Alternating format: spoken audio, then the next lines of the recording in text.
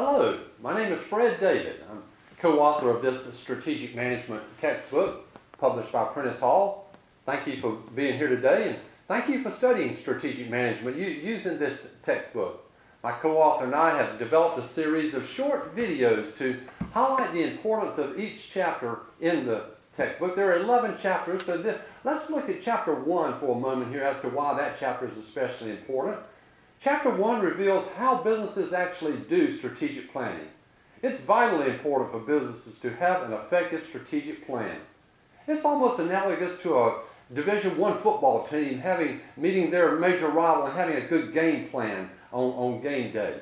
To show up without a game plan would be almost the epitome of arrogance, and the same thing applies in business. There's a right way to do strategic planning in a business, and that's what Chapter 1 reveals, the process.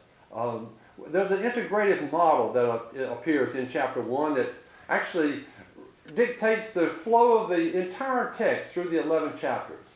And to reveal the process that businesses engage in strategic planning, beginning with the vision mission, then the external assessment, then the internal assessment, and right on through formulating objectives and strategies.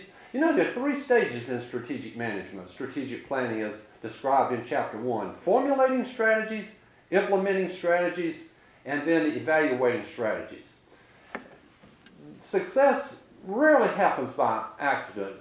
For example, a student wouldn't obtain a BBA degree by accident. It's going to take hard work and planning. And there's a right way to do strategic planning. And that's what Chapter 1 lays out, how businesses are actually doing strategic planning. Chapter 1 introduces key terms in strategic management, such as strengths, weaknesses, opportunities, threats, internal assessment, vision, mission, strategists. Who are strategists? Strategists are persons primarily responsible for having that good game plan, if you will, or strategic plan. It's one of the primary reasons owners of large businesses or CEOs of large businesses are paid so much money. They're the person primarily responsible for having an effective strategic plan. But owners of small businesses, presidents, chancellors, deans of schools of business, even military officers are strategists. Perhaps the most famous military officer would be Alexander the Great, who never lost a battle. Many of his axioms and theories are still studied at the academies today. One of Alexander the Great's famous sayings was, "Greater is an army of sheep led by a lion than an army of lions led by sheep." And what Alexander the Great is saying there, he's fearful of doing battle against that person who's an outstanding strategist, who knows how to do strategic planning, because he recognizes the importance of having an effective game plan.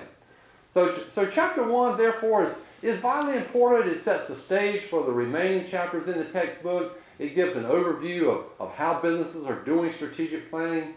And Forrest and I, my co-author and I, hope you find the text to be practical, skills-oriented in terms of showcasing, especially how businesses do strategic planning effectively.